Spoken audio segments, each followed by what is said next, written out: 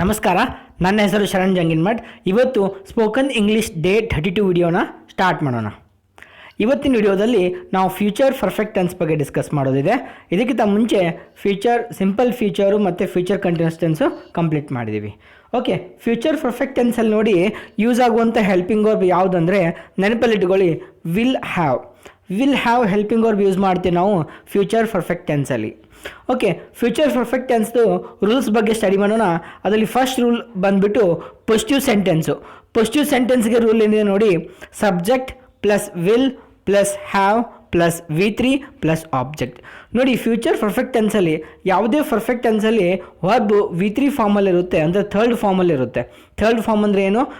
Past participle, present tense, past tense and past participle ಅಂತ ಹೇಳ್ಬೋದು. Okay, ಈಗ ಒಂದು ಎಕ್ಸಾಂಪಲ್ ತೊಗೋಬೇಕಾದ್ರೆ ನಾವು ಆಲ್ರೆಡಿ ಒಂದು ಎಕ್ಸಾಂಪಲ್ ತೊಗೋತಾ ಇದ್ವಿ.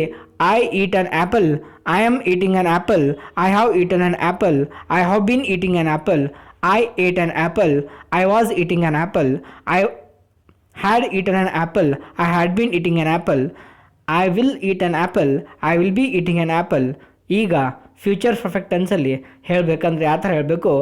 I will have eaten an apple. ನೋಡಿ, ಪಾಸಿಟಿವ್ ಸೆಂಟೆನ್ಸು ರೂಲ್ ಏನಿದೆ? Subject plus will plus have plus V3 plus object. Example ನೋಡಿ, I will have eaten an apple. ಇದು ಏನಾಯಿತು? ಪಾಸಿಟಿವ್ ಸೆಂಟೆನ್ಸ್ ಆಯಿತು. ಈಗ ನೆಕ್ಸ್ಟ್ ರೂಲ್ ಹೋಗೋಣ, ನೆಗೆಟಿವ್ ಸೆಂಟೆನ್ಸ್.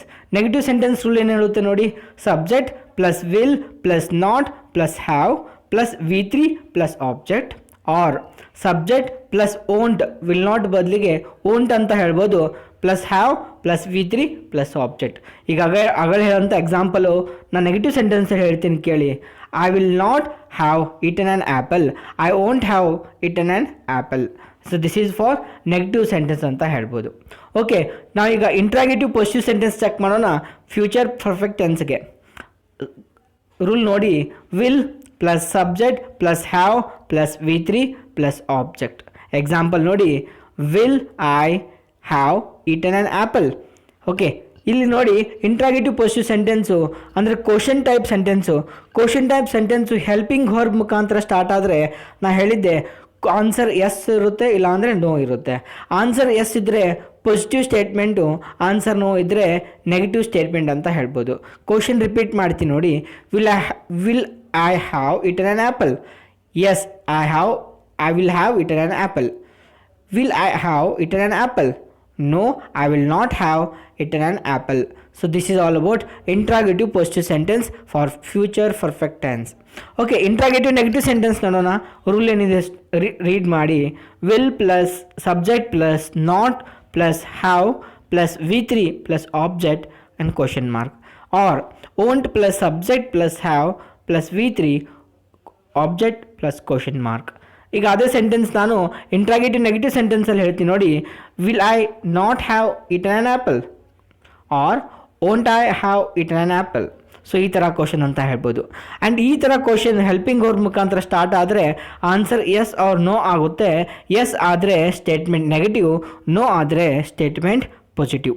ಕ್ವಶನ್ ರಿಪೀಟ್ ಮಾಡ್ತೀನಿ ನೋಡಿ, will I not have eaten an apple? Yes, I will not have eaten an apple. Won't I have eaten an apple? No, I will have eaten an apple. This is all about future perfect tense. Okay, ಈಗ read drill ಟೇಬಲ್ಸ್ನ ಓದೋಣ. ಅಲ್ಲಿ first positive ಸೆಂಟೆನ್ಸ್ಗೆ example ತೊಗೊಂಡು ನೋಡಿ, read ಮಾಡೋಣ.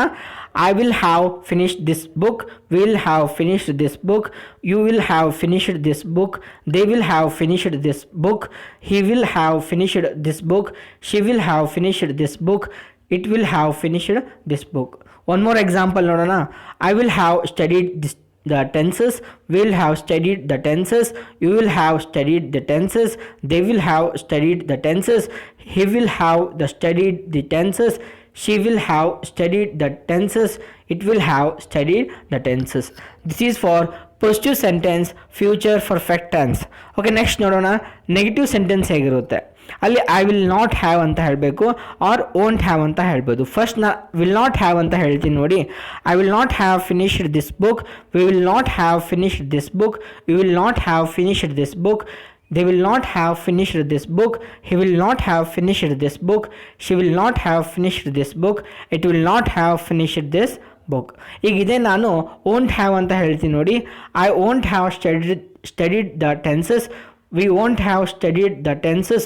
You won't have studied the tenses. They won't have studied the tenses. He won't have studied the tenses. She won't have studied the tenses. It won't have studied the tenses. So this is all about negative sentence for future perfect tense ಅಂತ ಹೇಳ್ಬೋದು. Next ನೋಡೋಣ interrogative positive sentence ಅಂದರೆ helping verb ಮುಖಾಂತರ start ಆಗುತ್ತೆ, question mark ಮುಖಾಂತರ end ಆಗುತ್ತೆ. WH type ಇರುತ್ತೆ, ಅದು ನಾವು ಫರ್ದರ್ ಡಿಸ್ಕಸ್ ಮಾಡೋಣ. ಈಗ ಇದೇ ಸೆಂಟೆನ್ಸ್ ರೀಡ್ ಮಾಡ್ತೀನಿ ನೋಡಿ. Will I have finished this book? Will we have finished this book? Will you have finished this book? Will they have finished this book? Will he have finished this book? Will she have finished this book? Will it have finished this book? ನಾ ಹೇಗೆ ಅಂತ ಇರ್ತೀನಿ, ನೀವು ಅಂತ ಇರಬೇಕು. Okay, so will I have studied the tenses? Will we have studied the tenses? Will you have studied the tenses? Will they have studied the tenses? Will he have studied the tenses? Will she have studied the tenses? Will it have studied the tenses? Okay, this is for interrogative possessive sentence, future perfect tense. And the last table ಓದೋಣ, ಅದು ಏನು interrogative negative sentence. Will not use ಮಾಡಬೇಕು, won't use ಮಾಡಬೇಕು. First ನಾವು will not use ಮಾಡಿ ಹೇಳ್ತೀನಿ ನೋಡಿ sentence. Will I not have finished this book? Will we not have finished this book? Will you not have finished this book? Will they not have finished this book? Will he not have finished this book? Will she not have finished this book? Will it not have finished this book? ಈಗ ನಾವು won't use ಮಾಡಿ sentence ಹೇಳ್ತೀನಿ ನೋಡಿ. Won't I have studied the tenses? Won't we have studied the tenses? Won't you have studied the tenses? Won't they have studied the tenses? Won't he have studied the tenses? Won't she have studied the tenses? Won't it have studied the tenses? This is all about interrogative negative sentence for future perfect tense. Okay, ಅದೇ activity ಕೊಟ್ಟಿದ್ದೀನಿ. ನೀವು 4 ಸೆಂಟೆನ್ಸಲ್ಲಿ ಓದಿ. Positive ಸೆಂಟೆನ್ಸಲ್ಲಿ ಓದಬೇಕು, negative ಸೆಂಟೆನ್ಸಲ್ಲಿ ಓದಬೇಕು, interrogative positive and interrogative negative. ಇಲ್ಲಿಗೆ ಈ video ಮುಗಿಯುತ್ತೆ. And next ವಿಡಿಯೋದಲ್ಲಿ ನಾವು ಲಾಸ್ಟ್ ಟೆನ್ಸ್ನ ಡಿಸ್ಕಸ್ ಮಾಡ್ತೀವಿ. ಅದು ಯಾವುದಪ್ಪ ಅಂದರೆ ಫ್ಯೂಚರ್ ಪರ್ಫೆಕ್ಟ್ ಕಂಟಿನ್ಯೂಸ್ ಟೆನ್ಸು. ಆ ಟೆನ್ಸ್ ಆದಮೇಲೆ ಒಂದು ವಿಡಿಯೋ ಟೆನ್ಸ್ ಪ್ರಾಕ್ಟೀಸ್ ವಿಡಿಯೋ ಮಾಡ್ತೀನಿ. ಆಮೇಲೆ ನೆಕ್ಸ್ಟ್ ಸೆಷನ್ ಹೋಗೋಣ. ಸೊ ಎನಿಹೋ, ಈ ವಿಡಿಯೋ ನಿಮಗೆ ಇಷ್ಟ ಆದರೆ ಪ್ಲೀಸ್ ಈ ವಿಡಿಯೋನ ಲೈಕ್ ಮಾಡಿ, ನಿಮ್ಮ ಫ್ರೆಂಡ್ಸ್ ಸರ್ಕಲ್ಲಿ ಶೇರ್ ಮಾಡಿ. ಆ್ಯಂಡ್ ಯಾರು ಇನ್ನೂವರೆಗೆ ಚಾನಲ್ನ ಸಬ್ಸ್ಕ್ರೈಬ್ ಮಾಡಿಲ್ಲ, ಆದಷ್ಟು ಜಲ್ದಿ ಸಬ್ಸ್ಕ್ರೈಬ್ ಮಾಡಿ. Thank you for this video. Thank you.